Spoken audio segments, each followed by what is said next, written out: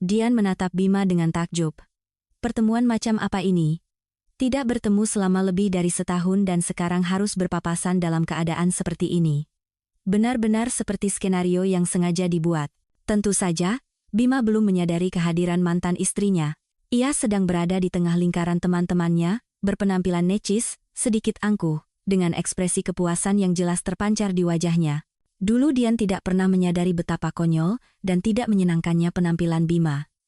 Dulu ia mengira Bima adalah pria yang sangat cerdas dan percaya diri. Rasa hormat pada diri sendiri adalah kualitas yang baik, memang. Sayangnya, satu-satunya orang yang dihormati Bima tampaknya hanyalah dirinya sendiri. Aditya, yang menyadari arah pandangan Dian, menatapnya dengan bertanya. Sepertinya itu. Ya, itu dia. Dian mengangguk dengan senyum tipis. Apa kita perlu pergi dari sini? Untuk apa? Dian benar-benar heran. Aku suka di sini, semuanya baik-baik saja. Baiklah, terserah kamu. Aditya menepuk bahu Dian dengan lembut untuk memberinya semangat. Sentuhannya selalu menenangkan dan membuat wanita itu rileks. Kali ini pun begitu. Betapa beruntungnya mereka bertemu. Jika tidak, Dian mungkin akan terus hidup dalam keyakinan bahwa semua pria sama seperti mantan suaminya. Sementara itu, Bima, dengan tampang sok pintarnya, sedang menceritakan sesuatu kepada orang-orang di sekelilingnya. Ia sangat mirip kalkun yang membusungkan dada karena bangga. Dian mengenali beberapa orang di meja itu. Ada dua sahabat Bima bersama istri mereka. Dian tidak pernah terlalu menyukai pergaulan orang-orang ini. Ia bahkan tidak tahu harus berbicara apa dengan mereka. Tidak ada minat yang sama. Tidak ada titik temu. Istri-istri teman Bima biasanya membahas resep masakan, urusan arisan, toko-toko terbaru, atau model ponsel. Dian tidak bisa, dan tidak mau, ikut campur dalam topik-topik itu. Para wanita itu tampak tidak tulus, tidak ramah, dan palsu di matanya, terlalu dangkal. Karena itulah Dian selalu merasa seperti orang asing di antara mereka, dan berharap malam yang membosankan bersama teman-teman suaminya akan segera berakhir. Di rumah, ia biasanya akan mendengar tuduhan dari suaminya tentang ketidakmampuannya bersosialisasi. Kamu duduk di sana seperti orang bodoh, tidak bisa mengucapkan sepatah kata pun. Aku malu punya istri udik sepertimu. Dian bahkan merasa bersalah dan meminta maaf. Saat itu, ia berpikir Bima benar. Ia adalah istri yang buruk, dan mungkin memang bodoh, karena tidak bisa mengobrol dengan orang lain. Dian memang tidak punya banyak pengalaman berinteraksi dengan pria sebelumnya. Mungkin karena itulah ia tidak langsung melihat siapa suaminya sebenarnya. Bima menaklukkannya dengan kegigihan dan kepercayaan diri, menciptakan citra seorang pria sukses dan cerdas yang di belakangnya seorang istri akan merasa aman seperti di balik benteng yang kokoh. Dan Dian, yang saat itu masih sangat muda, kehilangan akal sehatnya. Beberapa waktu kemudian, ia merasa sayang dan takut untuk menghancurkan hubungan itu. Dian tumbuh tanpa ayah. Ia dan ibunya tinggal di sebuah rumah petak kecil di sebuah gang padat di pinggiran Jakarta. Daerah itu tidak terlalu elit atau makmur, tapi tepat di luar jendela terbentang sebuah tanah kosong yang luas, ditumbuhi ilalang tinggi dan dilintasi jalan setapak. Di seberang tanah kosong itu ada jalan tol, tempat truk-truk besar dan kontainer melaju kencang. Terkadang Dian hanya duduk di ambang jendela yang lebar dan mengamati mobil, pejalan kaki langka yang bergegas melintasi tanah kosong, dan anak-anak yang menerbangkan layang-layang. Dan betapa fantastisnya pemandangan matahari terbenam dan terbit yang bisa dilihat gadis kecil itu dari satu-satunya jendela di kamar mereka. Sungguh menakjubkan. Dian pernah mencoba melukisnya, tetapi tidak pernah berhasil. Rupanya takdir tidak memberkatinya dengan bakat seni. Masa kecil Dian sama sekali tidak bisa disebut sejahtera secara finansial. Ibunya bekerja sebagai guru SD di sekolah setempat. Ia mendedikasikan seluruh hidupnya untuk pekerjaan, tetapi gaji guru saat itu sangat kecil dan sering kali tertunda. Ibunya sering harus meminjam uang dari tetangga sampai gajian tiba. Pernah suatu kali, selama beberapa hari berturut-turut, keluarga kecil itu hanya makan mie instan dan nasi, tetapi bahkan dalam situasi seperti itu, ibunya selalu menemukan cara untuk membuat sesuatu yang menarik. Kadang ia membuat martabak mie dari sebungkus mie dan beberapa butir telur, kadang ia membuat perkedel lezat dari sisa kentang dan tepung. Dian tahu bahwa mereka kekurangan uang, jadi ia tidak pernah menuntut hadiah mahal. Namun sesekali, ibunya akan mengajaknya ke pasar minggu yang berada di ujung kota, dan mereka akan memilih baju baru. Itu adalah barang-barang murah tapi sangat bagus. Ibu Dian memiliki selera yang luar biasa. Ia selalu membelikan sesuatu yang sangat cocok untuk putrinya. Selain itu, Dian punya banyak teman di lingkungannya. Dengan betapa tidak sabarnya ia menunggu liburan sekolah, terutama libur lebaran. Ada permainan dari pagi hingga malam di tanah kosong, saling berkunjung ke rumah teman, dan petualangan yang tak ada habisnya. Terkadang Dian dan anak-anak lain dari lingkungannya pergi ke bioskop atau ke taman hiburan setempat, meskipun tidak sesering yang mereka inginkan. Semua anak berasal dari keluarga yang kurang lebih sama seperti Dian. Uang bukanlah sesuatu yang berlimpah bagi siapapun saat itu. Tetapi itu tidak menghalangi mereka untuk menikmati masa kecil. Ibunya bahkan berhasil, dengan gajinya yang pas-pasan, untuk merayakan ulang tahun putrinya. Ia akan menyiapkan meja, membuat kue sendiri, memasak nasi kuning dengan ayam goreng andalannya, dan memotong buah-buahan. Betapa menyenangkannya saat itu, Dian sering mengenang masa kecilnya, dengan kehangatan dan nostalgia. Waktu yang cerah, bahagia, dan tanpa beban. Dian bahkan tidak ingat pernah merasa sedih karena tidak memiliki ayah dalam hidupnya. Pertama, ia tidak sendirian. Sahabatnya, Siti, juga dibesarkan oleh ibunya seorang diri, dan tetangganya, Peto, juga tumbuh tanpa ayah. Dan masih banyak lagi yang lain. Kedua, ibunya bercerita bahwa ayahnya seorang pemabuk, itulah sebabnya mereka bercerai ketika Dian bahkan belum genap 3 tahun. Dan gadis kecil itu tahu, seperti apa orang pemabuk itu. Contoh tetangga di lantai atas, Pak Udin, selalu ada di depan mata. Pak Udin akan mabuk dan membuat keributan yang memalukan di keluarganya, teriakan, makian, suara perabotan jatuh, dan tangisan anak-anak kecil yang harus hidup dalam semua itu. Tidak, terima kasih, Dian tidak butuh kebahagiaan seperti itu. Setelah perceraian, ayahnya pada awalnya masih muncul sesekali, mengajak putrinya jalan-jalan, bahkan membayar uang nafkah yang sangat kecil. Tetapi kemudian ia memiliki keluarga baru, dan sang ayah, melupakan putri sulungnya, pindah permanen ke sebuah desa terpencil. Sejak saat itu, tidak ada kabar berita darinya. Tentu saja, pembayaran nafkah berhenti. Anak-anak barunya juga butuh uang. Ibunya tidak pernah menyesalinya, bahkan di saat-saat tersulit sekalipun. Biarlah kita hidup sederhana, yang penting tenang, katanya. Dan ketenangan itu mahal harganya, percayalah. Dan putrinya percaya sepenuhnya pada ibunya. Terlebih lagi, Dian tidak merasa hidup dalam kemiskinan. Ia puas dengan segalanya. Ya, Dian tidak punya ayah. Tapi ia mendapatkan ibu yang paling luar biasa baik hati, peka, dan penuh pengertian. Ibunya tidak pernah memarahi putrinya karena kesalahan, sebaliknya, wanita itu akan mendudukkan gadis kecil itu di hadapannya dan berbicara panjang lebar dengannya. Percakapan itu selalu membuat hati Dian terasa lebih ringan dan pikirannya menjadi jernih. Gadis itu belajar banyak dari percakapan-percakapan itu, dan di waktu berikutnya ia akan berusaha bersikap lebih baik. Dian sangat menghargai perlakuan ibunya. Ia melihat dengan jelas bagaimana orang dewasa lain di lingkungannya mendidik anak-anak mereka. Ibu Siti terkadang berteriak begitu keras hingga kaca jendela bergetar, dan Peto bahkan terkadang dipukul, dan ia, merasakan hukuman yang akan datang, terkadang bahkan tidak mau pulang. Tidak, hubungan Dian dengan ibunya sangat berbeda. Ibunya mendukung putrinya dalam segala hal dan tidak pernah menyalahkannya, misalnya, untuk nilai-nilainya. Dian adalah siswa rata-rata di sekolah, ia mendapat nilai bagus berkat ketekunan dan kedisiplinan bawaannya. Ia bahkan tidak bermimpi mendapatkan peringkat pertama. Pelajaran sekolah tidak mudah baginya.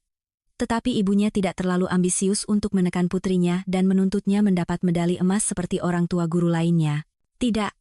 Dian tumbuh dan berkembang dalam lingkungan yang nyaman secara psikologis baginya. Tetapi saat kelas 5 SD, terungkap bahwa Dian, gadis pendiam yang biasa-biasa saja, juga memiliki bakatnya sendiri. Ia menunjukkan kecenderungan pada bahasa asing. Di kelas 5, pelajaran bahasa Inggris dimulai, dan segera menjadi jelas bahwa Dian menyerap materi dengan mudah, kata-kata mudah dihafal, dan ia membangun struktur kalimat yang rumit tanpa kesalahan. Gadis itu seolah-olah secara intuitif merasakan bahasa, dan dengan mudah memahami dasarnya. Ia bahkan, karena penasaran, mulai belajar bahasa Prancis sendiri dari buku panduan, dan ia berhasil. Ibunya bangga dengan keberhasilan putrinya, dan mendukungnya. Uang memang tidak cukup, tetapi sang ibu tetap menemukan cara untuk membiayai kursus bahasa asing di sebuah lembaga bimbingan belajar. Dian benar-benar jatuh cinta pada tempat itu. Ia menyukai segalanya di lembaga pendidikan yang luar biasa itu, suasananya, keramahan para pengajar, dan siswa-siswa lain, yang sama bersemangatnya seperti dirinya. Dian membuat kemajuan pesat. Di kelas 3 SMP, ia sudah tahu pasti kemana ia akan melanjutkan setelah SMA. Fakultas Ilmu Pengetahuan Budaya di Universitas Negeri setempat. Gadis itu tidak melihat jalan lain untuk dirinya sendiri. Ibunya mendukung keputusannya dalam hal ini juga. Kasihanilah ibumu sedikit, keluh Bu Ani, tetangga sekaligus Ibu Siti. Seumur hidupnya ia membesarkanmu. Masuk saja ke SMK, belajar jadi penjahit atau koki. Kamu akan punya keahlian. Dalam 3 tahun kamu sudah bisa mulai menghasilkan uang, ibumu akan lebih mudah. Ini masih 2 tahun lagi di SMA, lalu 5 tahun di universitas. 7 tahun lagi duduk di leher ibumu, gila. Ani, apa yang kamu bicarakan? Seru Ibu Dian, yang kebetulan mendengar percakapan itu. Ini masa depannya. Dia penerjemah alami. 7 tahun itu bukan apa-apa, akan berlalu tanpa terasa. Ya, terserah kalianlah. Siti, putri Bu Ani dan sahabat Dian, masuk ke SMK jurusan Tata Boga dan memang, 3 tahun kemudian ia sudah menghasilkan uang yang lumayan di sebuah pabrik roti. Dian saat itu masih mahasiswa tingkat pertama. Siti mulai berpakaian bagus, bergaul dengan teman-teman baru di klub-klub, dan memakai riasan yang mencolok. Awalnya ia mengajak Dian, tetapi bagaimana mungkin Dian bisa mengimbangi temannya yang sudah dewasa dan mandiri itu? Pertama, tidak ada uang untuk semua hiburan itu. Kedua, kuliah di universitas menyita banyak waktu. Dan begitulah, jalan hidup kedua sahabat masa kecil itu berpisah. Tetapi Dian tidak berkecil hati. Ia memiliki kehidupannya sendiri yang cerah dan penuh warna di universitas. Ia menyukai segalanya. Gadis itu sangat bahagia ketika mengetahui bahwa ia diterima di jalur beasiswa. Dan betapa bahagianya sang ibu. Ibu selalu percaya padamu, kata ibunya pada malam bersejarah ketika hasil ujian masuk diumumkan. Wanita itu bahkan menyiapkan makan malam istimewa untuk dirinya dan putrinya. Ibu tidak ragu kamu akan berhasil, tapi tetap saja cemas, tentu saja, tapi sekarang ibu lihat. Kekhawatiran ibu sia-sia. Ayo, nak, belajarlah, berusahalah. Sekarang masa depanmu ada di tanganmu, kamu pasti bisa. Kamu anak ibu yang pintar. Dan Dian berusaha. Ia belajar dengan senang hati.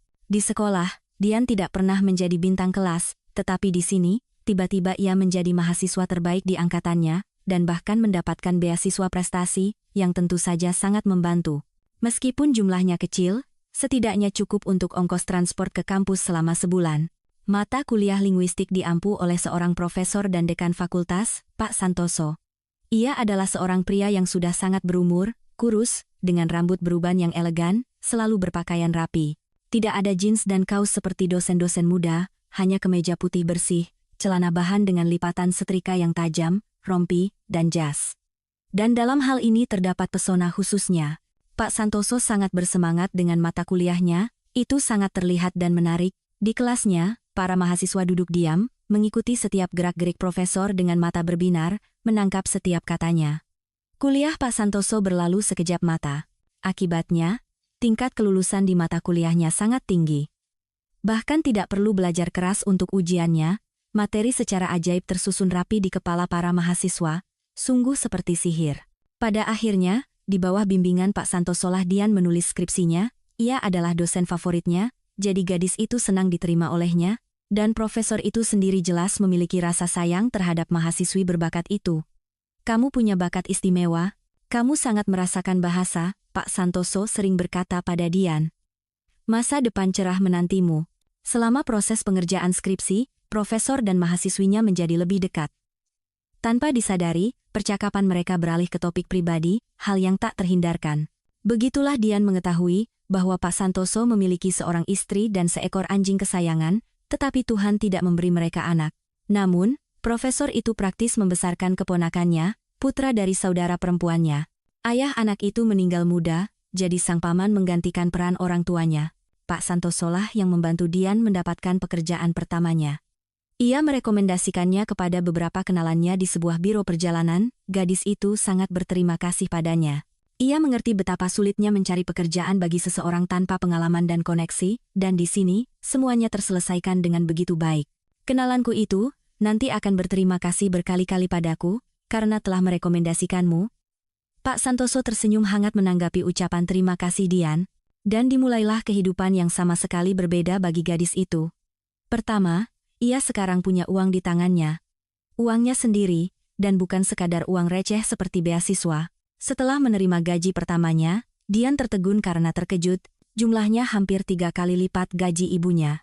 Gadis itu segera membeli banyak makanan lezat untuk meja makan, memutuskan untuk mengadakan malam perayaan. Ia juga memilihkan gaun batik yang indah untuk ibunya di toko. Ia tahu ibunya sudah lama memimpikan gaun seperti itu. Ibunya bahkan menangis karena bahagia untuk putrinya. Dan tentu saja, hadiah dari Dian sangat menyentuhnya. Akhirnya tiba saatnya ketika aku bisa mengatakan bahwa semua ini tidak sia-sia. Itulah kalimat yang diucapkan ibunya malam itu. Bukannya aku ragu, tapi aku tidak pernah berpikir nasibmu akan berjalan begitu baik sejak awal. Sekarang, omong-omong, akhirnya kamu bisa memikirkan kehidupan pribadimu, kehidupan pribadi. Entah bagaimana Dian selalu menghindari topik ini. Dian adalah gadis yang sangat menarik, dan ia tahu itu. Rambut hitam legam sedikit di bawah bahu, mata coklat besar, alis tebal yang melengkung, tubuh langsing, jenjang, dan tinggi. Dian sering menangkap tatapan tertarik dari para pria, tetapi ia sadar bahwa belum saatnya baginya untuk menjalin hubungan dengan siapapun. Ia harus menyelesaikan kuliah dan mandiri terlebih dahulu. Dan selama bertahun-tahun itu, ia tidak pernah jatuh cinta pada siapapun hingga melupakan rencana hidupnya dan sepenuhnya tenggelam dalam perasaan. Dian hanya ingin mapan terlebih dahulu, mendapatkan profesi, menjadi mandiri dan independen, baru kemudian yang lainnya. Di depan mata Dian ada contoh temannya, Siti. Ia menikah segera setelah lulus SMK, hamil oleh pacar barunya, dan terpaksa menikah. Pria itu, sama seperti Siti, tidak punya apa-apa. Ia seorang pemuda desa. Tentu saja, pasangan itu tinggal di rumah ibu Siti. Pertengkaran dan gesekan menjadi lebih sering, kedamaian, dan ruang menjadi lebih sedikit. Kemudian Siti melahirkan 3 anak perempuan, satu demi satu. Kelahiran setiap cucu perempuan disambut oleh Bu Ani, ibu Siti, bukan dengan sukacita, melainkan dengan kekesalan. Kenapa beranak seperti kelinci? Keluhnya kepada tetangga, tentang pasangan muda yang tidak bertanggung jawab itu. Di rumah petak ini sekarang kita tinggal berenam, sudah seperti tumpukan manusia. Siti bukannya bekerja, malah melahirkan setiap tahun. Dan suaminya itu, si pemalas, tidak lebih baik, masih saja mencari jati diri, dan belum menemukannya. Tidak. Dian menginginkan sesuatu yang sama sekali berbeda untuk dirinya sendiri. Ia membayangkan masa depan yang lain, suami yang cerdas dan baik hati yang mencintai dan merawat istrinya, 2 anak, laki-laki dan perempuan, apartemen pribadi yang luas, dengan renovasi yang baik. Dian tahu bahwa sekarang hal itu akan terjadi, pendidikan yang baik, pekerjaan bergengsi, gaji yang besar. Gadis itu sudah membuka rekening di bank, dan setiap bulan mentransfer uang ke sana, menabung untuk impiannya tempat tinggal sendiri. Dian, yang seumur hidupnya belum pernah melihat laut, hanya dalam beberapa tahun berhasil mengunjungi Bali, Singapura, dan bahkan Spanyol. Ia bekerja di biro perjalanan, jadi tidak sulit baginya untuk mendapatkan paket liburan last minute dengan harga murah. Gadis itu juga membawa ibunya berlibur bersamanya. Sungguh suatu kebahagiaan menyadari bahwa kau mewujudkan impian terpendam orang yang kau cintai. Ibu Dian, yang sudah mencapai usia senja, melihat laut untuk pertama kalinya. Kemudian kenangan-kenangan itu menghangatkan jiwa Dian. Ia senang karena berhasil membuat ibunya bahagia, berhasil menunjukkan padanya sepotong dunia. Namun, untuk kehidupan pribadi Dian, entah bagaimana semuanya tidak berjalan mulus, ia tidak tahu cara berinteraksi dengan pria, ia tidak punya pengalaman seperti itu. Di sekolah, Dian tidak terlalu tertarik pada anak laki-laki, ia masih terlalu kecil. Tentu saja, banyak teman sebayanya sudah berteman akrab dengan pria, tetapi Dian dalam hal ini tampaknya terlambat dewasa. Di universitas, kebetulan di angkatannya hampir tidak ada laki-laki fakultas perempuan, dan kalaupun ada, Dian saat itu fokus pada belajar, pada karier. Tidak ada waktu untuk percintaan, dan setelah itu, Dian mulai takut pada pria. Entah bagaimana mereka semua tidak bisa dipahami, berisik, kuat. Bagaimana cara berkomunikasi dengan mereka? Siapa yang tahu? Tentu saja, dari waktu ke waktu pria menaruh perhatian pada Dian, tetapi Dian menjadi takut, bingung, malu, dan melakukan segalanya agar penggemar barunya segera menjauh darinya. Gadis itu menyadari bahwa situasi seperti itu tidak normal. Ia sudah hendak pergi ke psikolog untuk mencari dan mengatasi trauma yang menghalangi terjalinnya kehidupan pribadinya, tetapi saat itulah ia muncul dalam hidupnya. Bima, pria yang tampan dan terawat, berpakaian modis dan mahal, tinggi, atletis, dengan sopan santun yang sempurna. Jelas seorang pengunjung tetap pusat kebugaran, tetapi bukan gunung otot yang berlebihan. Gaya berjalan yang ringan dan lentur, senyum yang mempesona. Ia datang ke biro perjalanan mereka beberapa kali untuk urusan pekerjaan dan selalu menyapa Dian dengan sangat ramah. Gadis itu menangkap tatapannya dan langsung merasa malu, memarahi dirinya sendiri karena sifat pemalunya, tetapi tidak bisa berbuat apa-apa. Suatu hari mereka bertemu bukan di tempat kerja, tetapi di jalan. Hingga kini Dian tidak tahu apakah itu kebetulan atau Bima yang mengatur pertemuan yang seolah-olah tak terduga itu. Dan sekarang itu tidak penting lagi. Dian keluar dari toko buku dan bertabrakan dengan Bima di pintu. Ia tersenyum, mempersilakan gadis itu lewat, dan menyapa dengan ramah. Dian dengan malu menjawab sapaannya, merasakan jantungnya mulai berdebar kencang dan punggungnya merinding. Itulah efek Bima padanya. Bertemu ya bertemu, bisa saja terjadi. Dian melanjutkan perjalanannya, tetapi Bima menyusulnya beberapa menit kemudian. Awalnya ia hanya berjalan diam di sampingnya. Dian tidak tahu bagaimana harus bereaksi, dan sepertinya Bima bahkan sedikit menikmati kebingungannya. Kamu sangat manis saat malu. Akhirnya pria itu berkata, dan secara umum, kamu sangat cantik. Dan gadis yang pemalu. Aku belum pernah bertemu yang sepertimu sebelumnya. Terima kasih, bisik Dian. Pujian itu membuat kepalanya pusing. Ya, ia menyadari bahwa Bima menatapnya dengan cara yang istimewa, tetapi ia tidak pernah berpikir bahwa Bima akan mengakui ketertarikannya seperti ini. Dan apa selanjutnya? Selanjutnya, Bima mengambil semua inisiatif. Dian bahkan tidak menyadari bagaimana ia berhenti merasa malu.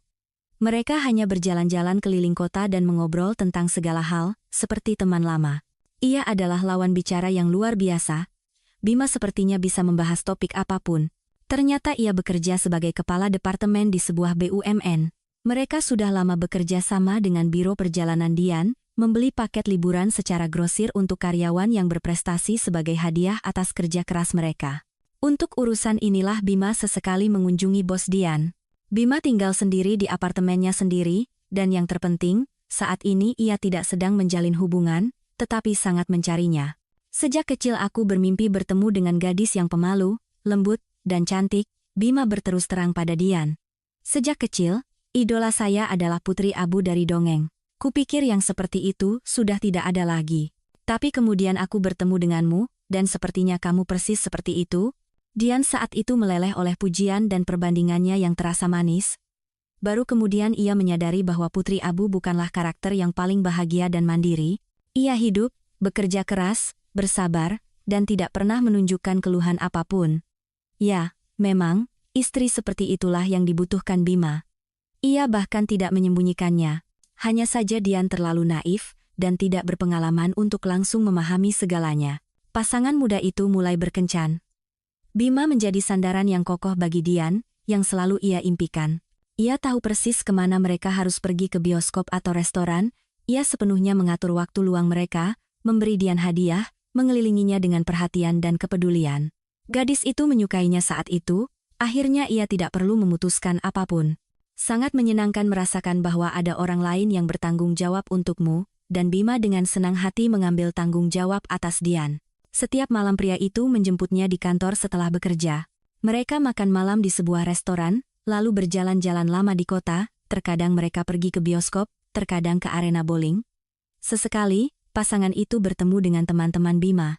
Dian tersenyum pada orang-orang ini, tetapi sayangnya tidak bisa menemukan bahasa yang sama dengan pasangan mereka. Oleh karena itu, pertemuan bersama ini membuat Dian tidak nyaman, meskipun ia berusaha untuk tidak menunjukkannya kepada Bima. Ia ingin Bima hanya merasakan emosi positif saat bersamanya. Gadis itu sering menyesuaikan diri dengannya. Ia tidak selalu menyukai film yang dipilih Bima. Tetapi Dian menunjukkan antusiasme penuh.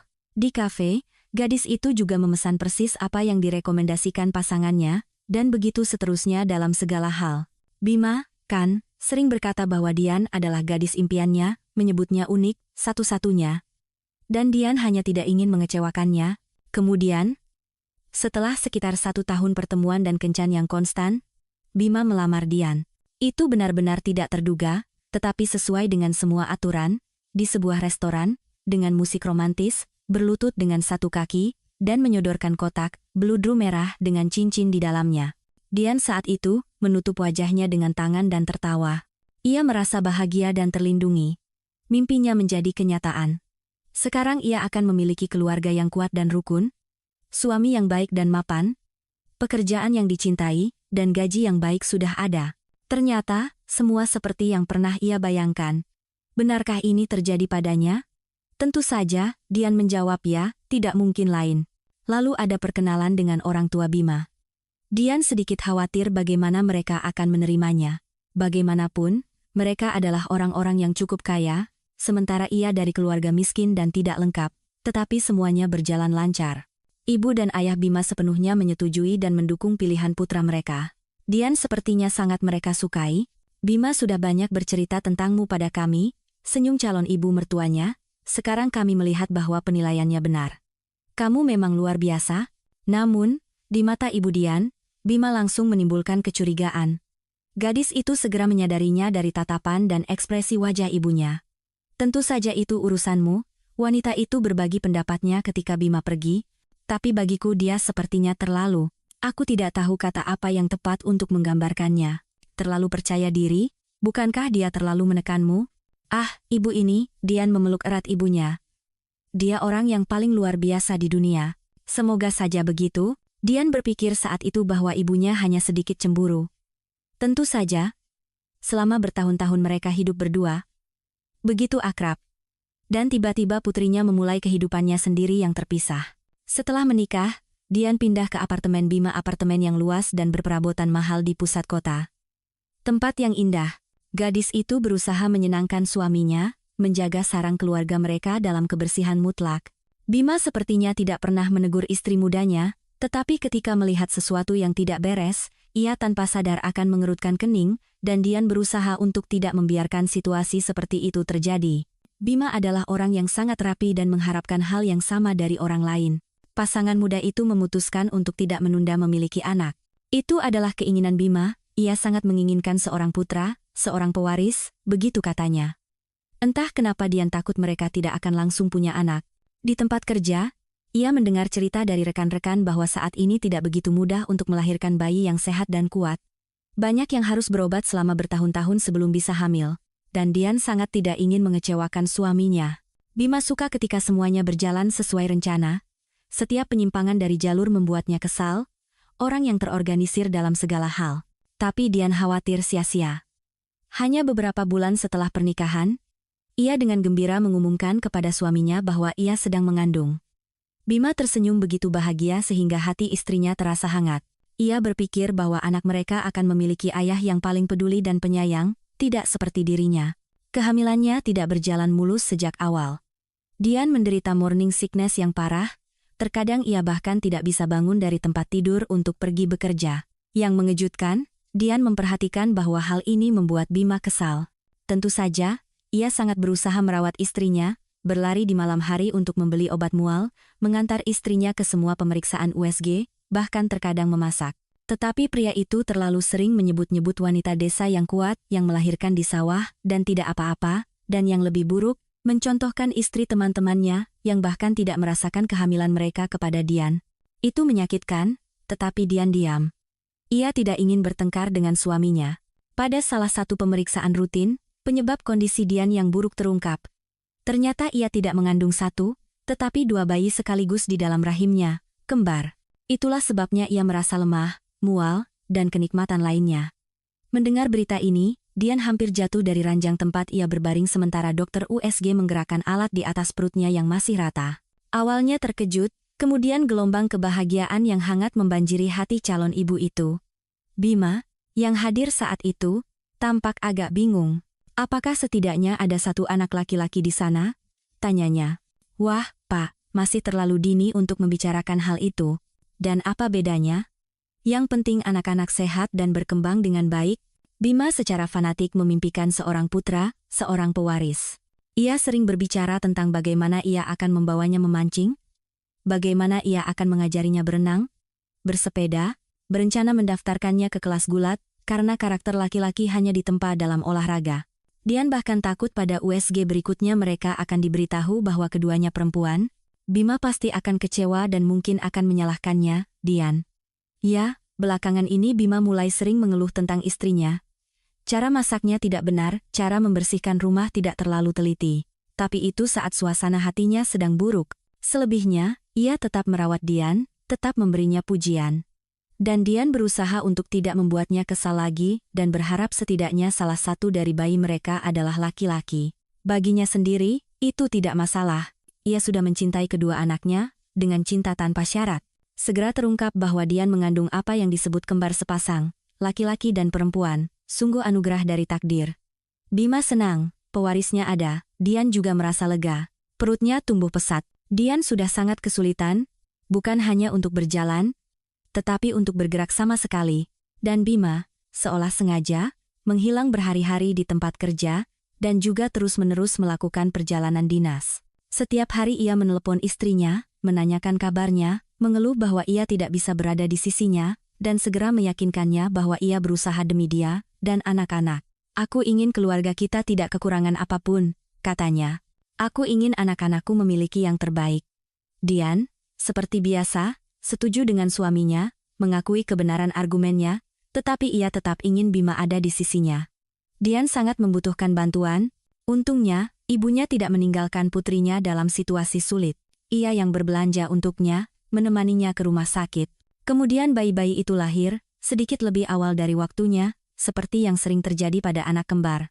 Laki-laki dan perempuan, Bagas dan Bening, berisik, penasaran, dan lincah. Dan Dian pun sibuk. Sekarang semua waktunya didedikasikan untuk anak-anak, mengganti popok, menimang, memberi makan, mencuci, jalan-jalan, memandikan.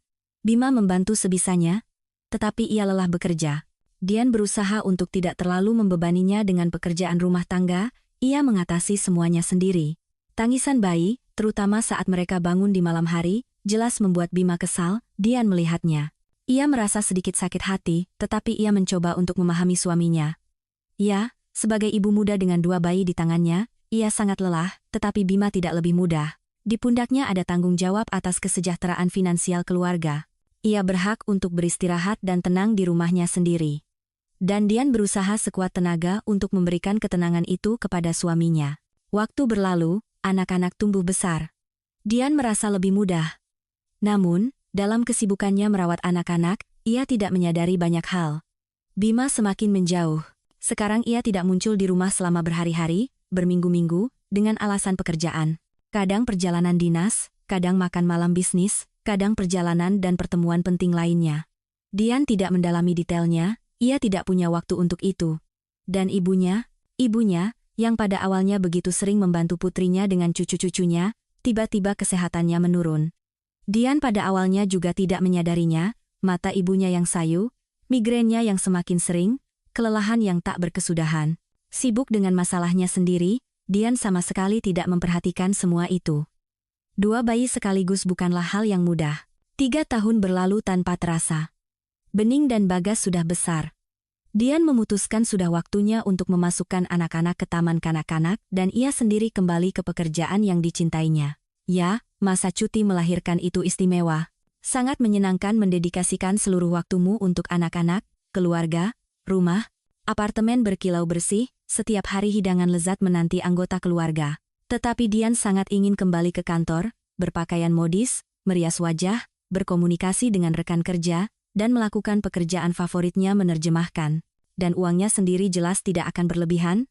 Tidak, Bima sepenuhnya menafkahi keluarga. Ia dengan murah hati mentransfer dana ke rekening Dian untuk makanan dan mainan anak-anak dan tidak pernah meminta laporan. Tetapi Dian ingin menghasilkan uang sendiri lagi, merasakan kemandirian lagi. Wanita itu dengan tidak sabar menunggu akhir cuti melahirkannya. Dian berharap ketika ia kembali bekerja, Bima akan menatapnya dengan cara yang berbeda lagi, minat di matanya akan muncul kembali. Dan akhirnya, hal itu terjadi. Anak-anak ditempatkan di TK, Dian kembali ke kantor. Awalnya, wanita itu menikmati kehidupan barunya. Pekerjaan membuatnya senang dan terinspirasi, komunikasi memberinya semangat, tetapi periode indah ini berlangsung sangat singkat. Anak-anak mulai sakit di TK, satu demi satu. Kadang Bening mulai batuk, kadang Bagas tiba-tiba demam. Dian ditelepon dari TK saat bekerja dan diminta untuk menjemput si kembar. Wanita itu meminta izin dari atasannya, bergegas pergi menjemput putra dan putrinya. Ini diikuti oleh setidaknya 2 minggu cuti sakit, di mana ibu muda itu digantikan oleh seseorang. Dian merasa tidak enak terhadap rekan-rekan dan atasannya, tetapi apa boleh buat? Bima tidak bisa meninggalkan pekerjaannya. Ia adalah pencari nafkah utama keluarga dan ibunya. Entah kenapa belakangan ini ia terlalu lemah dan lelah. Dian tahu ibunya sering pergi ke dokter, menjaga kesehatannya sendiri.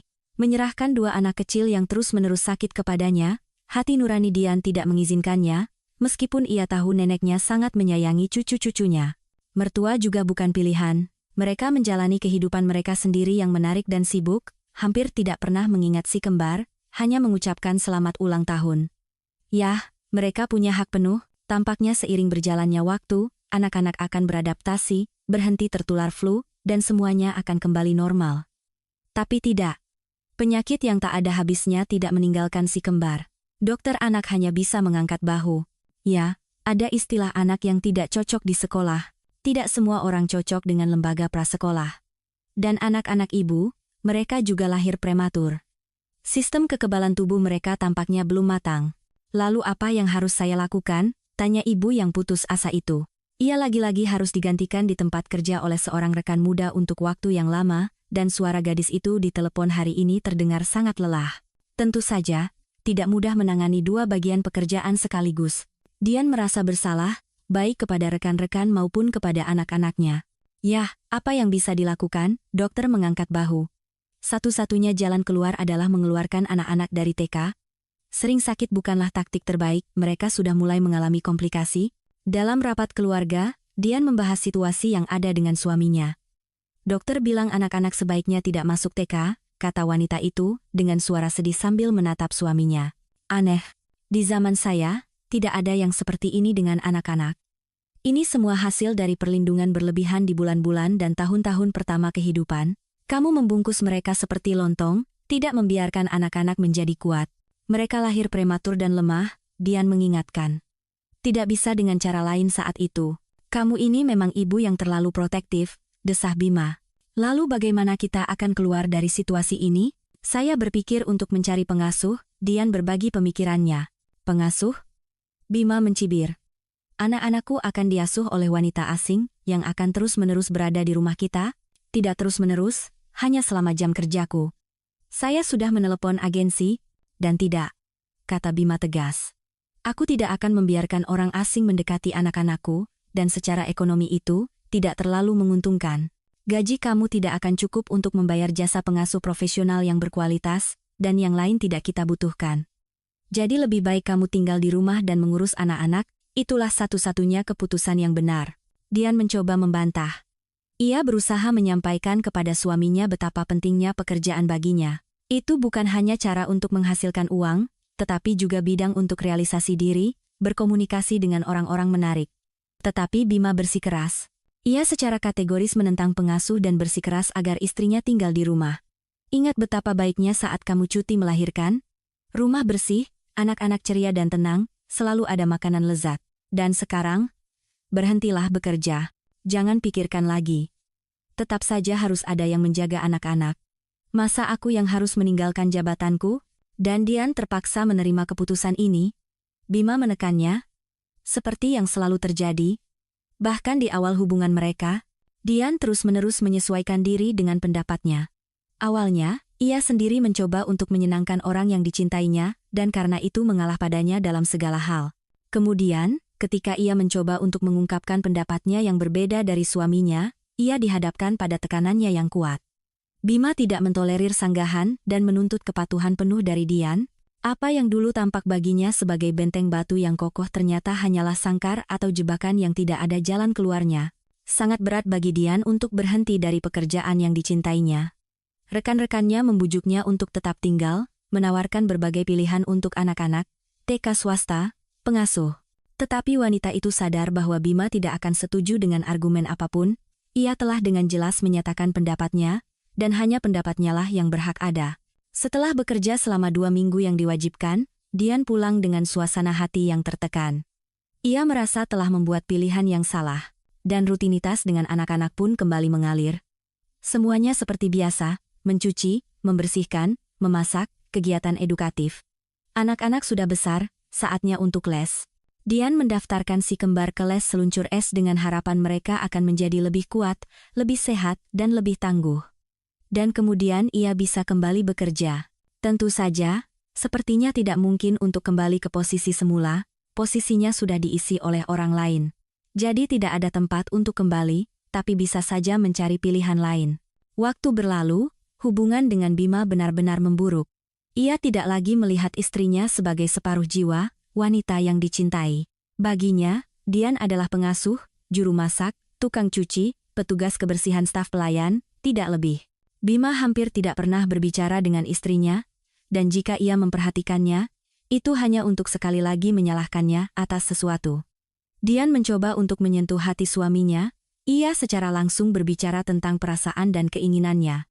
Begitulah yang disarankan oleh para psikolog terkenal, utarakan apa yang ada di hatimu, jujurlah dengan pasanganmu. Tetapi Bima sepertinya sama sekali tidak tertarik pada dunia batin dan perasaan istrinya. Memangnya apa yang bisa dibicarakan denganmu? Ia mencibir. Tentang wajan, resep, dan prestasi anak-anak, siapa yang tertarik dengan obrolan ibu rumah tangga? Kata-kata itu melukai Dian tepat di jantungnya. Dulu ia adalah mahasiswa terbaik di angkatannya, kemudian seorang spesialis yang dicari, dan sekarang, terpaksa mengurus anak-anak, dan suaminya menganggapnya sebagai ibu rumah tangga kolot yang terbatas. Namun, dalam banyak hal Bima benar. Dian curiga, Bima punya selingkuhan. Terlalu sering ia pulang kerja larut malam, dan terkadang bahkan tidak pulang sama sekali, dengan alasan sibuk. Memangnya kamu mau bagaimana? Aku sendirian yang menafkahi keluarga, bayangkan saja tanggung jawab di pundakku. Ini bukan sekadar membersihkan ingus anak-anak dan memasak sayur lodeh. Aku bekerja keras, makanya aku pulang larut. Kira-kira begitulah jawaban Bima ketika Dian mencoba menyampaikan bahwa ia perlu menghabiskan lebih banyak waktu dengan keluarga. Anak-anak tidak hanya membutuhkan perhatian ibu, tetapi juga interaksi dengan ayah. Tapi Bima, sepertinya ia benar-benar kehilangan minat pada si kembar. Dulu pria ini secara fanatik memimpikan seorang putra.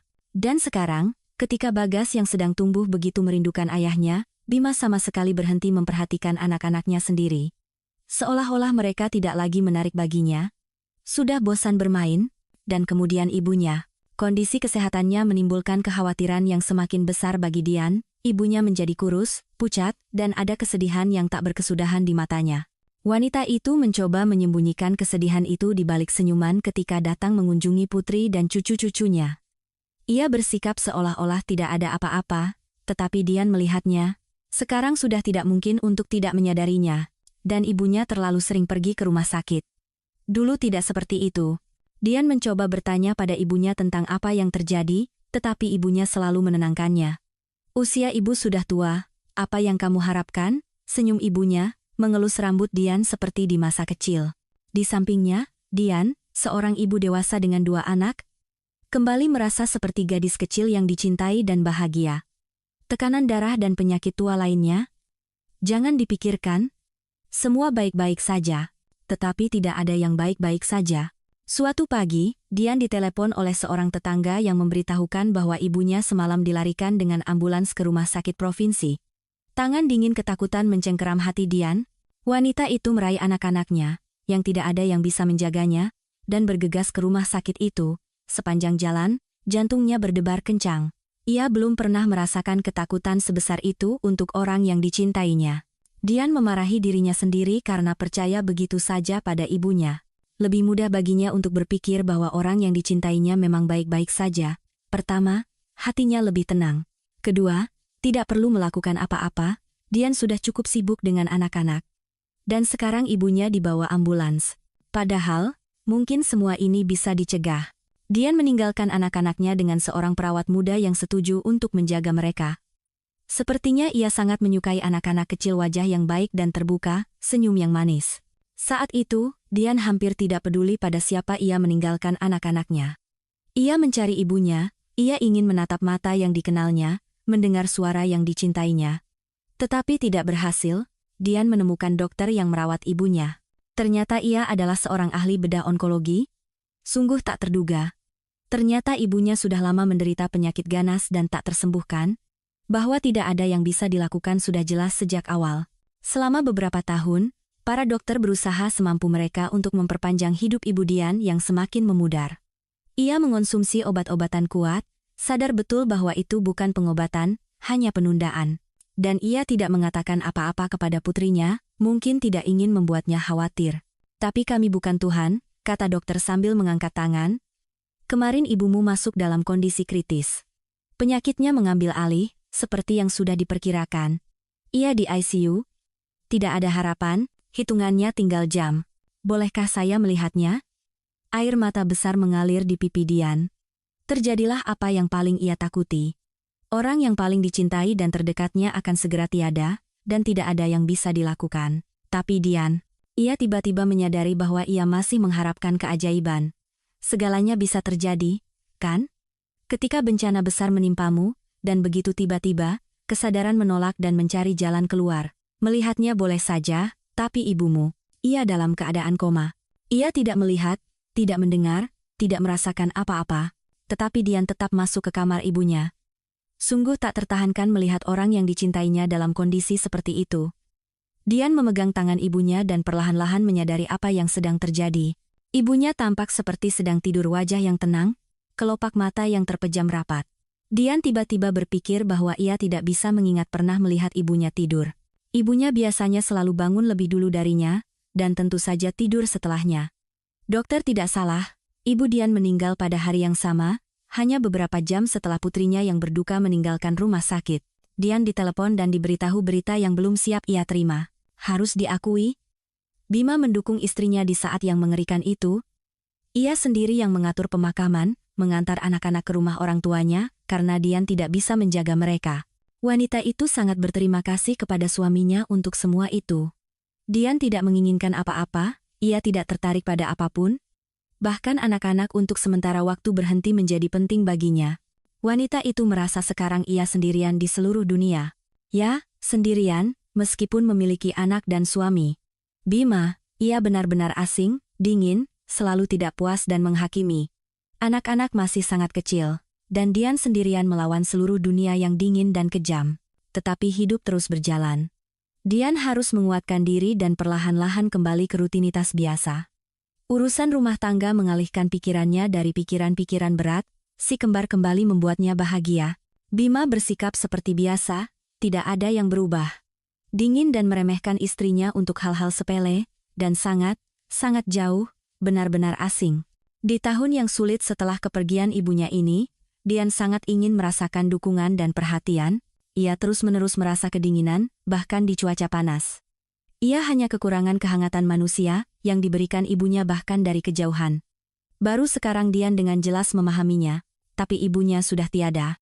Dian benar-benar sendirian di seluruh dunia. Ini menakutkan, menyedihkan, dan terkadang bahkan membuatnya panik. Di tahun yang berat itu juga, Dian mengetahui bahwa suaminya memang punya selingkuhan. Ia sudah curiga sebelumnya tentang hubungan suaminya di luar, tetapi sekarang Bima seolah-olah sama sekali tidak lagi bersembunyi. Suatu kali pria itu meninggalkan ponselnya di atas meja kopi, dan kekasihnya kebetulan mengiriminya pesan. Tentu saja, Dian tidak akan pernah memeriksa ponsel suaminya, tetapi di layar muncul foto yang sangat menarik, seorang pirang cantik dengan lingerie merah menyala.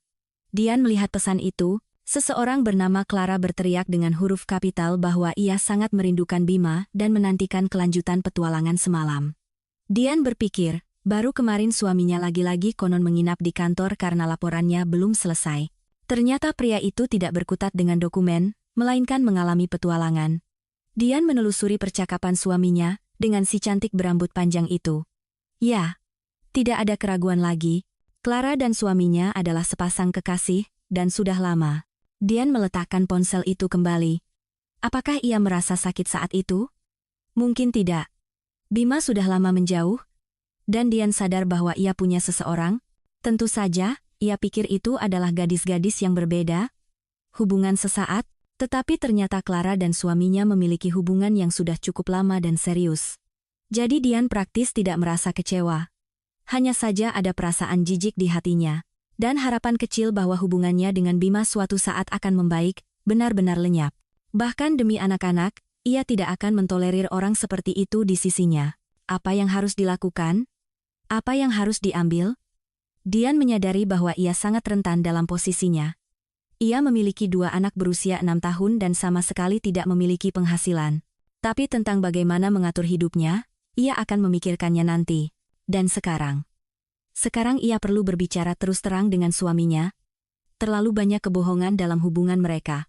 Mungkin setelah percakapan yang jujur, hatinya akan terasa sedikit lebih lega. Bima keluar dari kamar mandi, duduk di sofa di depan televisi, mengambil ponselnya.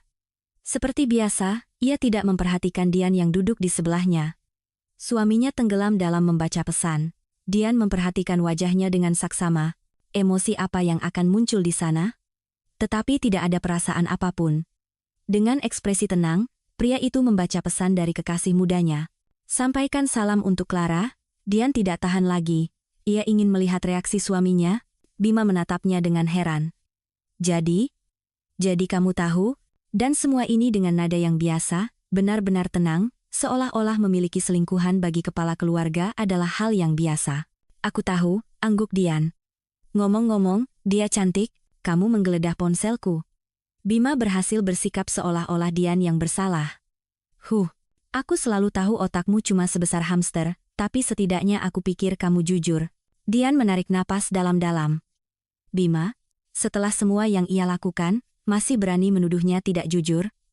Sungguh sombong orang ini. Ya, aku punya pacar, suaminya tidak menyangkal. Dan dia memang cantik. Dia merawat dirinya sendiri, tidak sepertimu. Dia mencoba untuk membuatku senang dan terkejut, sedangkan kamu, di kepalamu hanya ada panci dan penyakit anak-anak. Aku tidak bisa begini. Bima tidak mencoba menyangkal. Ia dengan jujur dan tulus mengatakan kepada Dian bahwa ia adalah orang yang tidak menarik dan terbatas, yang berada di dekatnya terasa menyesakan. Itu adalah keputusan kita bersama bahwa aku menjadi ibu rumah tangga, mengurus anak-anak. Dian hampir menangis. Tapi kamu berubah menjadi ibu rumah tangga kolot biasa. Kamu jadi gemuk, jadi bodoh. Tidak mungkin berada di dekatmu. Dian menatap Bima dan menyadari bahwa baginya semua yang terjadi adalah hal yang biasa. Ia punya pacar cantik untuk hubungan romantis, untuk bersenang-senang, dan di rumah menanti seorang istri meskipun gemuk dan bodoh, tetapi memastikan kenyamanan dan patuh. Indah sekali, bukan? Hanya saja Dian tiba-tiba menyadari bahwa peran seperti itu sama sekali tidak cocok untuknya. Aku tidak bisa tinggal bersamamu, kata wanita itu. Kata-kata itu meluncur dari bibirnya sebelum ia sempat memikirkannya. Tetapi segera Dian menyadari bahwa itu adalah kebenaran. Dan? Bima bertanya. Sepertinya ia benar-benar tertarik untuk mengetahui pendapatnya untuk pertama kalinya dalam bertahun-tahun, dan aku akan pergi darimu. Dengan anak-anak, tentu saja, kita akan bercerai, kata Dian dengan tenang. Keputusan itu dengan cepat terbentuk di kepalanya. Biasanya ia tidak seberani ini, tetapi entah dari mana keberanian itu datang. Dian mengerti bahwa ia tidak bisa tinggal bersama Bima. Tidak bisa? Dan itu saja. Kalau tidak, ia akan segera kehilangan dirinya sendiri. Dan itu tidak boleh terjadi. Bima tertawa menanggapi ucapannya. Terlihat bahwa ia benar-benar merasa geli. Apa yang kamu bicarakan, dasar bodoh? Kata Bima setelah berhasil mengatasi tawa yang tidak menyenangkan itu. Kamu mau pergi kemana? Ke rumah ibuku, jawab wanita itu dengan percaya diri. Jangan khawatir, kami punya tempat tinggal. Kamu sadar tidak dengan apa yang kamu bicarakan? Dari kondisi seperti ini, dengan 2 anak, ke rumah petak, itu jauh lebih baik daripada hidup dalam kebohongan dan kedinginan, desah Dian. Saat ini ia sedang memikirkan semua masalah yang akan dihadapinya, tanpa uang, sempit, adaptasi si kembar dengan kondisi baru, dan banyak hal lainnya. Tetapi pada saat yang sama, wanita itu mengerti bahwa keputusan yang ia ambil adalah satu-satunya yang benar. Ia tidak boleh tinggal di samping Bima. Apa kamu benar-benar akan pergi dariku? Dengan anak-anak? Bima terang-terangan terhibur. Penghinaannya dan ketidakpercayaannya pada kekuatan istrinya semua itu melukai Dian.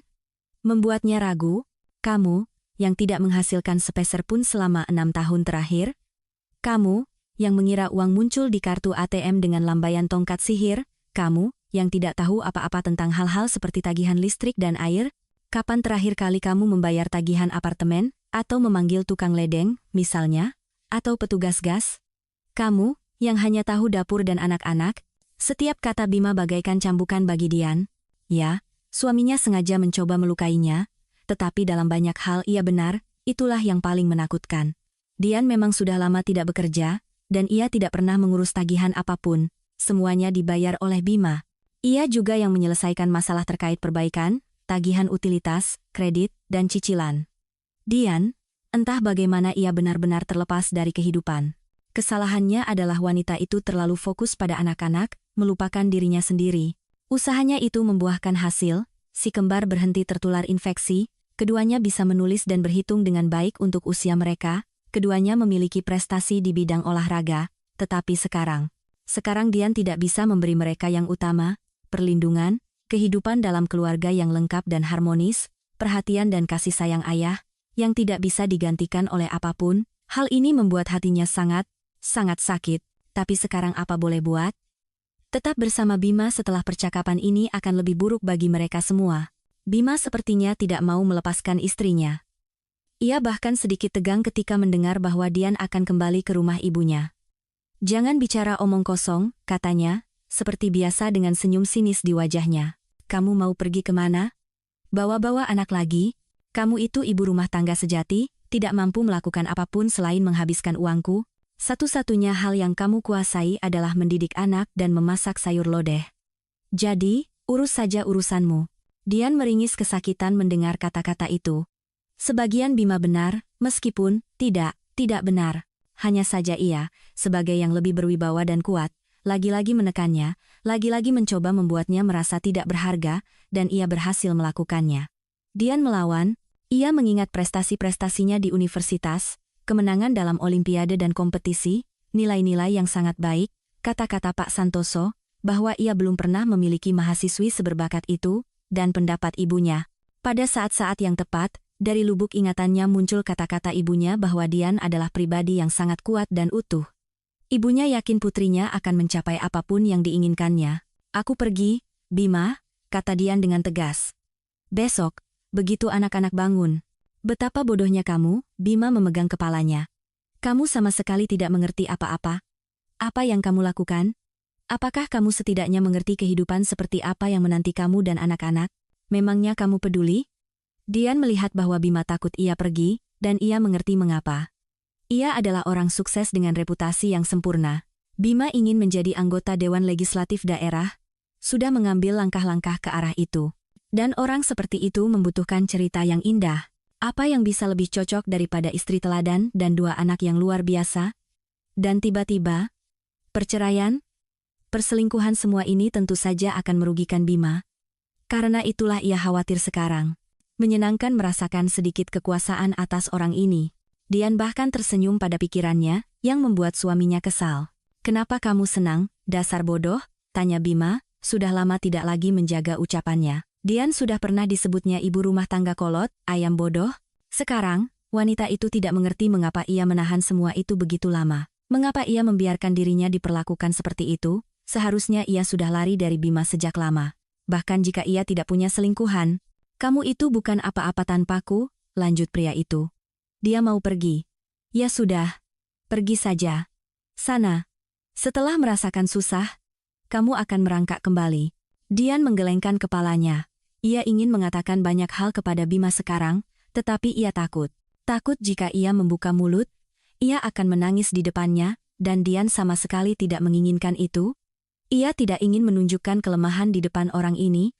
Ia tidak akan mendapatkan air matanya. "Aku akan melakukan segalanya agar uang nafkah anak-anak menjadi minimal," lanjut suaminya. "Kamu akan menerima uang receh. Kamu tidak terbiasa bekerja. Kalian bertiga akan kelaparan.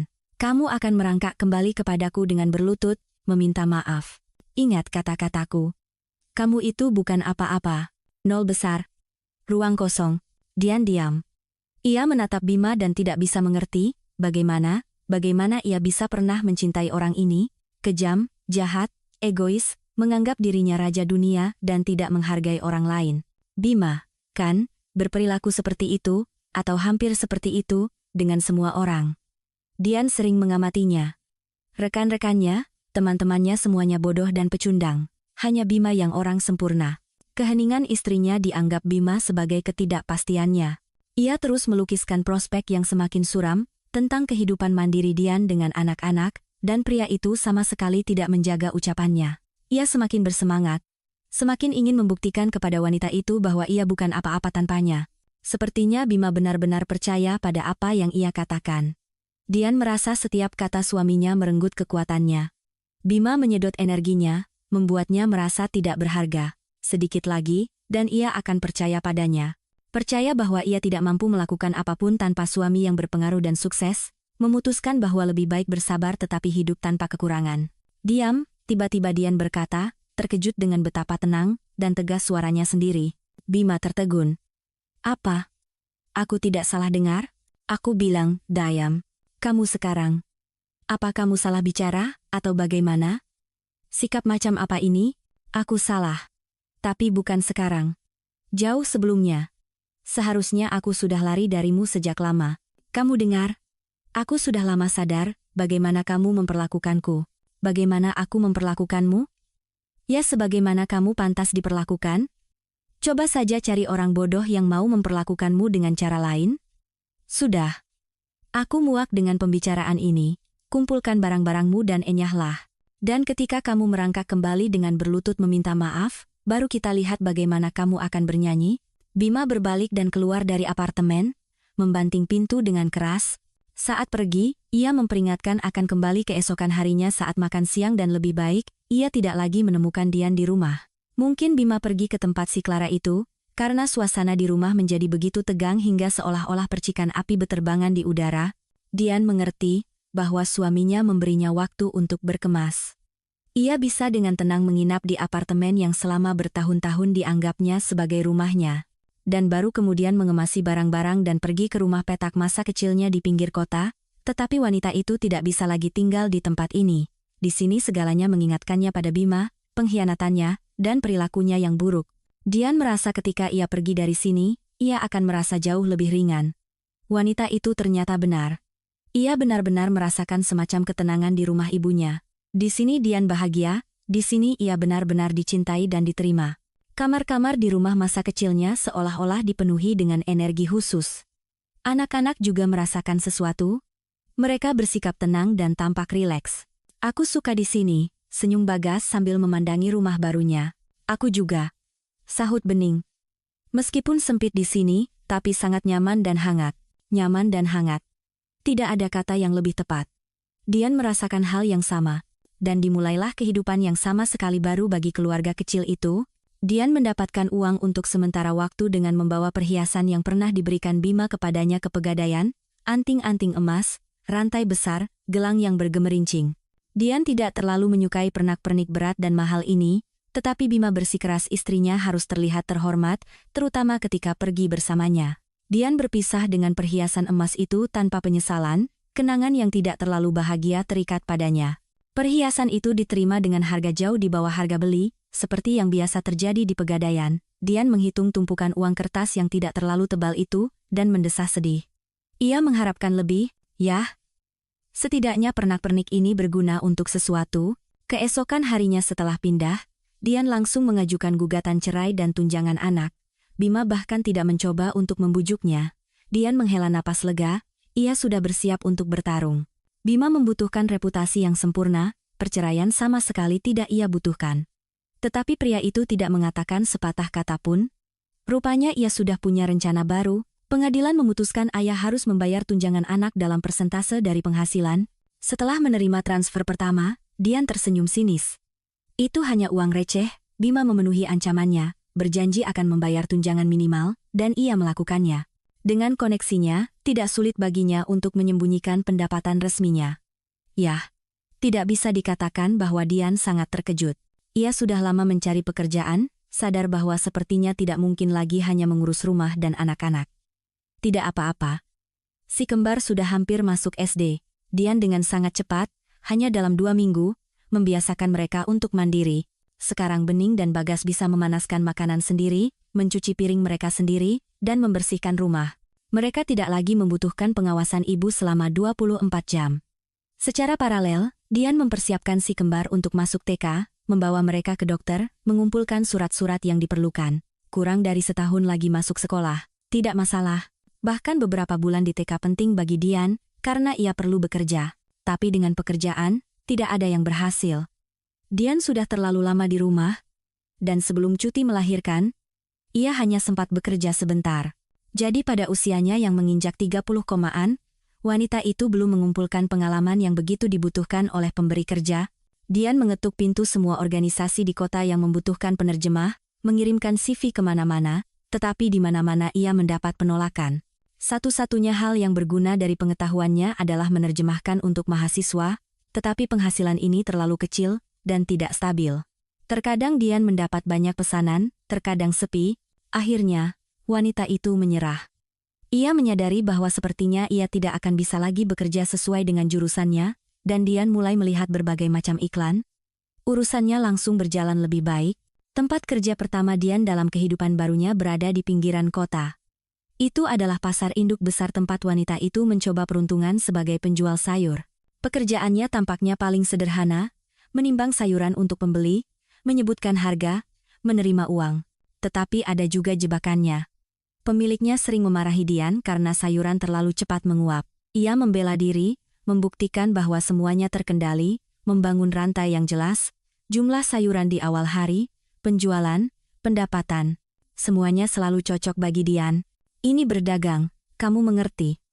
Bentak pemilik lapak sayur yang marah pada Dian. Di sini sedikit dikurangi timbangannya, di sana tidak cukup ditaruh. Beri bawang busuk beberapa biji ke satu pembeli, selipkan tomat penyok ke pembeli lain. Pembeli tidak akan sadar, tapi kita dapat untung. Itu tidak jujur, Dian mencoba berdebat, tetapi percuma. Pemiliknya hanya semakin marah dengan pernyataan seperti itu. Jujur tidak jujur, dia berfilsafat di sini. Ini berdagang, mengerti? Kamu mau membuatku bangkrut? Kalau kamu sebodoh itu, kenapa kamu terjun ke dunia perdagangan? Singkatnya, Dian terpaksa berhenti. Dan sekali lagi ia menganggur. Uang sangat kurang. Untungnya, anak-anak sekarang dengan tenang pergi ke TK. Tidak ada lagi flu dan radang amandel yang tak berkesudahan. Kedua anak kembar itu menyukai TK baru mereka. Ngomong-ngomong, mereka masuk ke lembaga prasekolah yang sama dengan ibu mereka dulu. Dian kembali mencari pekerjaan. Ia tidak mau lagi menjadi penjual. Wanita itu sadar itu bukan bidangnya. Ia tidak punya kelihayan atau kelicikan yang begitu dibutuhkan oleh pemilik semua kios itu. Sebaliknya, Dian diterima sebagai petugas kebersihan di pengelola apartemen. Sekarang setiap pagi dan sore ia harus membersihkan beberapa lobi gedung.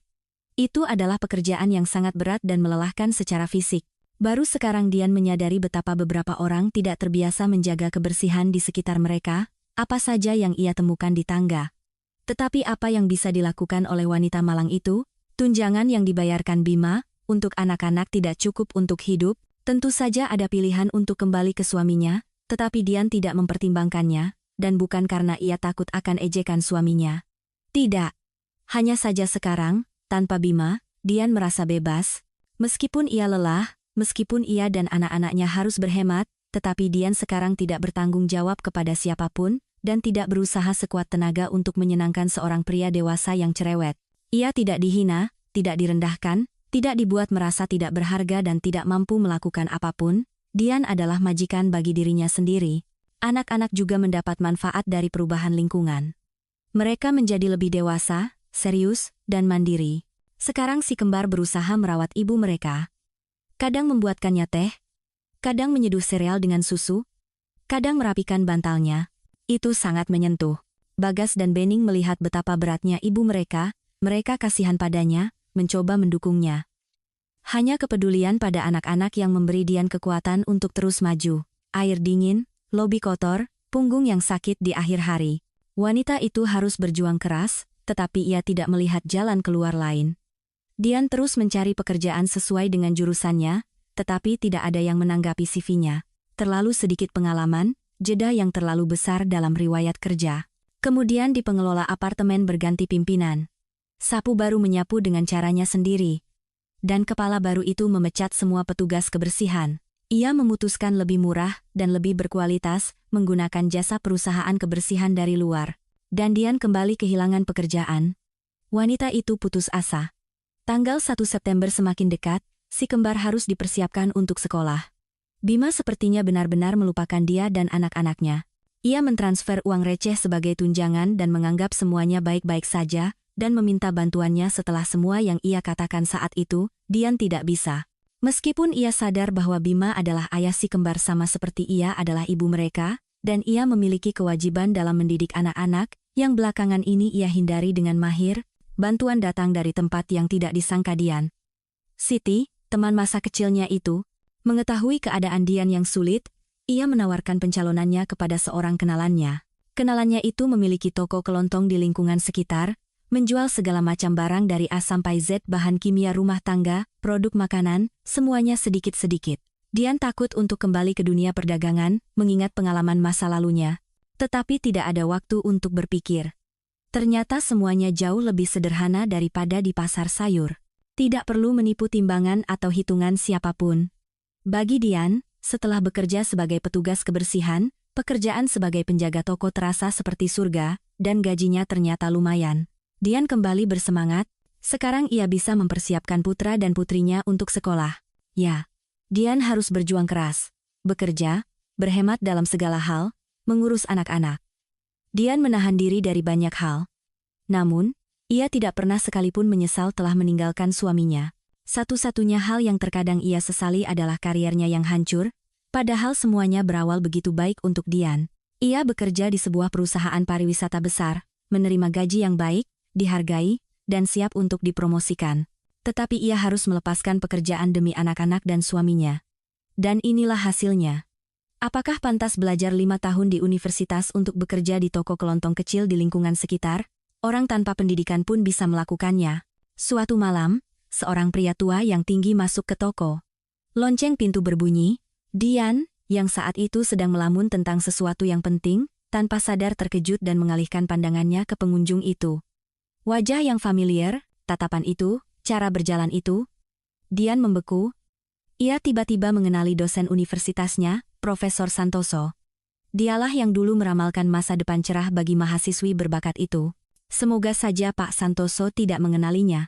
Entah kenapa Dian merasa malu bertemu dengan orang ini.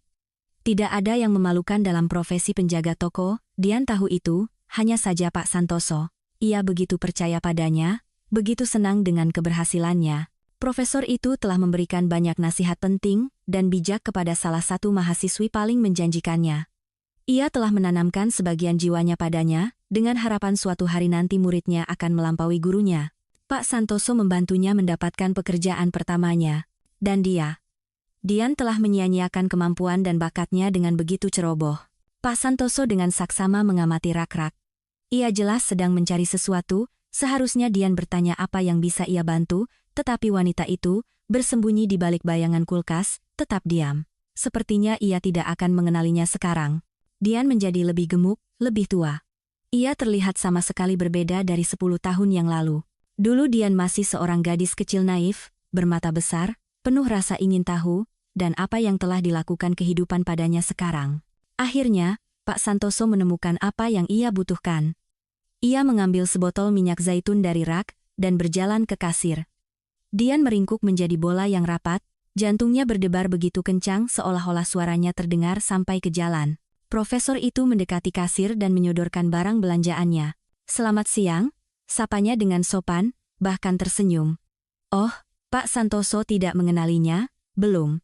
Ia selalu berbicara dengan ramah seperti itu kepada semua orang, cara berkomunikasi yang menyenangkan. "Selamat siang," bisik Dian. Dan saat itulah profesor itu menatap wajahnya dengan saksama.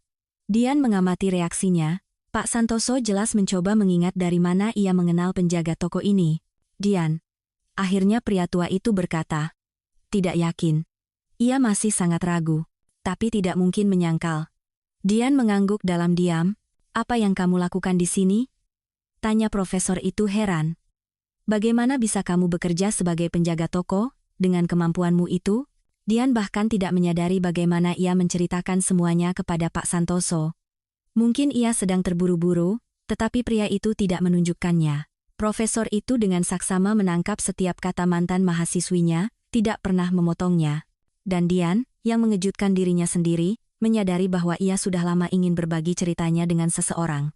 Wanita itu bercerita tentang hubungannya yang rumit dengan suaminya, tentang pengkhianatannya, tentang perceraian, tentang bertahan hidup dengan 2 anak kecil. Dan secara ajaib, hatinya terasa lebih ringan.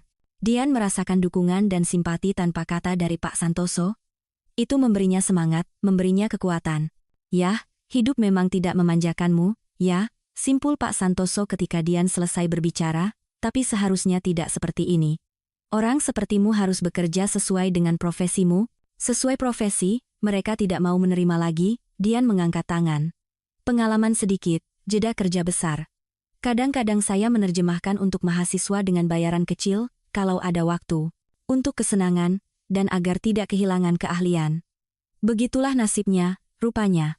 Nasib, profesor itu bergumam termenung. Nasib mungkin yang mengatur pertemuan kita hari ini. Aku, kan, kebetulan saja berada di daerah ini. Turun di halte yang salah, memutuskan untuk berjalan kaki pulang. Di jalan, mampir ke sini. Ya, menarik sekali jadinya, senyum Dian. Ia tidak lagi malu pada profesor itu, ia jelas mengerti situasinya yang putus asa, dan bahkan merasa kasihan pada mantan mahasiswinya. Sebaliknya, sekarang Dian senang dengan pertemuan ini. Ia kembali berkomunikasi dengan Pak Santoso yang cerdas dan terpelajar. Ia dengan sabar mendengarkannya dan memberinya semangat. Dan dengan penampilannya saja, Pak Santoso mengingatkan Dian pada masa-masa bahagia ketika ia adalah seorang mahasiswi berbakat dan menjanjikan yang memiliki masa depan cerah. Dian tiba-tiba teringat bahwa ia cerdas, berbakat, mampu, dan pekerja keras. Pertama Bima, kemudian keadaan hidup yang terkait dengan perceraian, membuatnya melupakan hal itu. Dian merasa dirinya tidak berharga, menyalahkan dirinya sendiri atas segala hal yang mungkin terjadi, tapi ia tidak seperti itu. Ia sama sekali berbeda, profesor itu mengingatkannya akan hal itu. Begini saja, kata Pak Santoso dengan tegas dan penuh semangat, aku tidak bisa tinggal diam melihat situasi ini, keponakanku adalah pendiri perusahaan Cipta Graha. Perusahaan itu bergerak di bidang jual beli properti di luar negeri. Tentu saja saya tahu perusahaan itu, senyum Dian. Wah, saya tidak menyangka pemiliknya adalah keponakan Anda, saya kira itu orang asing. Bukan, keponakanku yang mendirikannya. Pak Santoso tersenyum sedikit bangga, dan aku bahkan sedikit membantunya dalam beberapa hal. Tapi dia sendiri hebat, selalu seperti itu. Apakah kamu mau bekerja untuk mereka? Anda bercanda? Saya sudah membanjiri bagian HRD mereka dengan CV, tidak ada jawaban. Saya bahkan menelepon untuk menanyakan apa masalahnya. Jawaban di telepon standar, pengalaman sedikit, jeda kerja besar, dan pekerjaannya sendiri menuntut kualifikasi tinggi. Menjadi karyawan Cipta Graha bagi saya adalah mimpi yang mustahil. Bisa diwujudkan. Bantah Pak Santoso dengan penuh semangat. Tentu saja, CV-mu tidak terlihat bagus. Tapi mereka, kan, karyawan HRD. Mereka tidak mengenalmu sebagai pribadi, sebagai penerjemah berbakat. Aditya nanti akan berterima kasih padaku, karena mendapatkan karyawan sepertimu. Pak Santoso meminta nomor telepon Dian. Dengan suara bergetar karena gugup, Dian mendiktekan angka-angkanya. Ia masih tidak percaya. Di kepalanya tidak bisa dimengerti bahwa hidupnya akan segera berubah begitu drastis. Hanya saja Dian tidak bisa membayangkan bahwa semuanya akan menjadi lebih luar biasa dan menakjubkan daripada yang bisa dibayangkan. Pak Santoso menepati janjinya. Keesokan harinya, Dian ditelepon dari Cipta Graha dan diundang untuk wawancara. Dian gugup seperti sebelum ujian terpenting dalam hidupnya. Ia takut menunjukkan sisi terburuknya, takut mengecewakan Pak Santoso yang telah menjaminnya, tetapi wawancara berjalan sukses. Dian dengan mudah menyelesaikan tugas-tugas yang diberikan oleh pewawancara yang tampak tegas. Wanita itu melihat dari reaksi karyawan yang melakukan wawancara, bahwa ia puas dan bahkan sedikit terkejut. Kami akan menghubungi Anda dalam waktu dekat, katanya sambil tersenyum hangat kepada pelamar. Dan Dian meninggalkan Cipta Graha dengan keyakinan penuh bahwa memang akan begitu. Ini bukan basa-basi biasa seperti frasa. Kami akan menghubungi Anda jika ada, melainkan janji untuk menghubungi kandidat dalam waktu sesingkat mungkin. Begitu melihat kantor Cipta Graha, Dian tahu bahwa ini adalah tempatnya. Ia menyukai segalanya di sini. Suasana, atmosfer kerja, bahkan calon rekan kerja yang terlihat bersemangat dan terinspirasi. Pekerjaan impian. Dian dihubungi kembali, diberitahu dokumen apa saja yang harus dibawa, dan kapan harus mulai bekerja di kantor. Kebahagiaan wanita itu tak terkira. Bagaimana jika Pak Santoso tidak mengenalinya? Atau sama sekali tidak masuk ke toko kelontong kecil yang kebetulan ia lewati?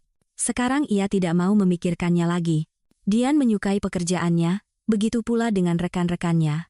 Sekarang wanita itu datang ke kantor dengan setelan elegan, duduk di meja, menyalakan komputer, dan tenggelam dalam dunianya, menerjemahkan teks dokumen dan pengumuman yang rumit ke dalam bahasa Indonesia yang mudah dipahami, melakukan korespondensi dengan klien asing, terkadang menjawab telepon.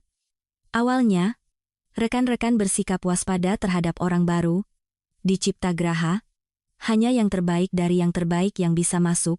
Di sini bekerja para profesional sejati. Dan tiba-tiba, seorang wanita tanpa pengalaman, dari jalanan, seperti yang diakui salah satu karyawan lama, orang-orang khawatir bahwa mereka kembali disodori orang titipan yang pekerjaannya harus dikerjakan oleh semua orang. Hal seperti itu sudah pernah terjadi beberapa kali, tetapi Dian dengan cepat menunjukkan bahwa ia datang ke sini untuk bekerja.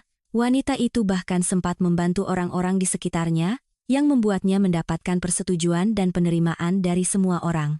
Gaji pertamanya membuat Dian sedikit terkejut. Tentu saja ia tahu bahwa karyawan Ciptagraha menerima gaji yang baik, tetapi ia bahkan tidak mengharapkan gaji sebesar itu. Saking senangnya, kepalanya bahkan pusing. Dian segera memutuskan bahwa malam ini ia akan mengadakan pesta sungguhan untuk dirinya dan anak-anaknya. Masa-masa sulit jelas telah berlalu. Kemudian ada acara akhir tahun perusahaan di mana Dian akhirnya pertama kali melihat bosnya, Aditya, keponakan Pak Santoso yang dibesarkan oleh profesor tua itu seperti putranya sendiri.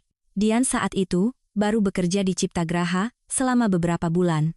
Selama itu, Aditya berada dalam perjalanan dinas yang panjang, dan menjelang tahun baru, ia kembali. Secara fisik, ia sama sekali tidak mirip dengan Pak Santoso. Profesor itu tinggi dan kurus, berambut terang dan bermata biru. Aditya tidak tinggi tetapi berdada bidang, bermata hitam, dan berkulit sawo matang. Ia tampak seperti orang Italia sama murah senyum, energik, dan mudah bergaul. Dian terus berpikir bagaimana cara mendekati Aditya untuk berterima kasih atas pekerjaannya. Ia sendiri yang melihat karyawan baru itu, dan mendekat untuk berkenalan, dan mereka mengobrol sepanjang malam. Ternyata mereka memiliki pandangan yang sama tentang banyak hal, menyukai film yang sama, mendengarkan musik yang sama, bahkan memimpikan hal yang serupa. Itu luar biasa. Dian baru pertama kali berbicara dengan Aditya, tetapi ia merasa seolah-olah sudah mengenalnya seumur hidup, dan pria itu merasakan hal yang sama. Ia sendiri yang mengatakannya. Kepala Dian bahkan pusing karena semua yang terjadi. Entah kenapa ia langsung percaya sepenuhnya pada Aditya. Wanita itu sudah lama tidak merasa cantik, diinginkan, menarik, dan tiba-tiba, pria ini begitu dapat diandalkan, begitu kuat, begitu berpengaruh menatapnya seolah-olah kebahagiaannya bergantung padanya. Dian tidak berpikir bahwa dari simpati mereka yang tiba-tiba muncul akan menjadi sesuatu yang serius. Lagi pula, untuk apa pria seperti itu mau dengan seorang janda dengan 2 anak? Ia bisa menemukan gadis cantik yang benar-benar bebas, lebih muda, lebih cantik, tanpa masa lalu. Pasti ada ratusan yang seperti itu di sekelilingnya. Tetapi Aditya, sejak pertemuan mereka, ia jelas tidak memperhatikan orang lain. Mereka mulai berkencan. Inisiator hubungan ini tentu saja Aditya. Dian bahagia. Ia menyukai kepercayaan diri dan kegigihan Aditya. Pria itu dengan cepat menemukan bahasa yang sama dengan si kembar. Setiap kali mereka dengan tulus senang bertemu dengan Aditya, dan ia berusaha untuk lebih sering mengejutkan mereka, kadang mengajak ke taman hiburan, kadang ke taman rekreasi yang menakjubkan. Berbeda dengan Bima, ia selalu tulus tertarik pada pendapat pasangannya. Dian merasa benar-benar bahagia. Pak Santoso senang dengan hubungan mereka, mengatakan bahwa sekarang ia benar-benar tenang tentang keponakannya. Dan bagi Bening dan Bagas, profesor tua itu menjadi seorang kakek baik hati, perhatian, dan bijaksana.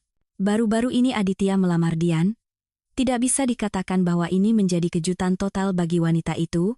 Peristiwa inilah yang hari ini dirayakan oleh Dian dan Aditya di restoran. Bening dan Bagas mereka antar ke rumah Pak Santoso di jalan. Ia selalu senang memiliki kesempatan untuk berinteraksi dengan anak-anak, dan di restoran, ada Bima. Sombong, dengan setelan mahal yang modis, berbicara dengan segelas anggur di tangannya. Di sebelahnya ada seorang gadis pirang cantik Clara yang sama dari foto di telepon. Mungkin mereka sekarang tinggal bersama di apartemen mereka dulu, tetapi gadis itu sama sekali tidak terlihat bahagia. Tatapan sayu, gerakan ragu-ragu sambil melirik pasangannya. Wah, di foto Clara terlihat begitu berani, begitu percaya diri. Apakah Bima berhasil menekan burung ceria ini juga? Betapa berbahayanya orang ini. Dian tidak melepaskan pandangannya dari mantan suaminya, dan akhirnya ia merasakan tatapan itu. Bima berbalik ke arahnya. Kebingungan sejenak melintas di matanya yang menyipit. Ia tidak menyangka akan melihat mantan istrinya di tempat semahal ini. Pasangan itu tidak berkomunikasi, tetapi mungkin dari beberapa kenalan bersama, Bima tahu bahwa Dian berada dalam kesulitan. Mungkin pria itu masih menunggu Dian merangkak kembali kepadanya memohon bantuan. Yah. Sekarang ia mengerti bahwa itu tidak akan terjadi. Aditya mengerti apa yang terjadi, beberapa kali menawarkan Dian untuk pergi, tetapi Dian, yang mengejutkan, merasa tenang. Ia bahkan senang Bima melihatnya seperti ini cantik, sukses, di samping pasangan yang mencintainya. Bima tetap saja mencari momen untuk mendekati mantan istrinya. Dian pergi ke toilet wanita untuk merapikan riasannya. Mungkin Bima melihatnya dan mengikutinya. "Halo, istriku," senyum pria itu sinis, menyusulnya di lobi. "Halo," Dian tersenyum menawan. Pria ini tidak lagi memiliki kekuasaan apapun atasnya. Sama sekali tidak ada. "Wah, kulihat kamu sudah hidup enak ya," lanjut Bima dengan suara manis yang dibuat-buat. Betapa tidak menyenangkannya dia licik, tidak tulus. "Aku tidak menyangka darimu.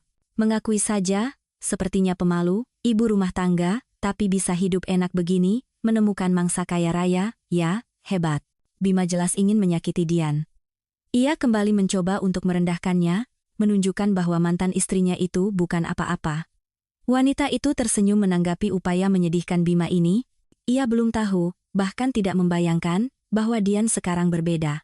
Trik seperti itu tidak akan mempan lagi padanya. "Aku tidak menemukan orang kaya. Aku menemukan diriku sendiri." Merasakan bedanya, Bima berkedip kebingungan, tidak bisa menjawab. Dan Dian dengan tenang melanjutkan perjalanannya.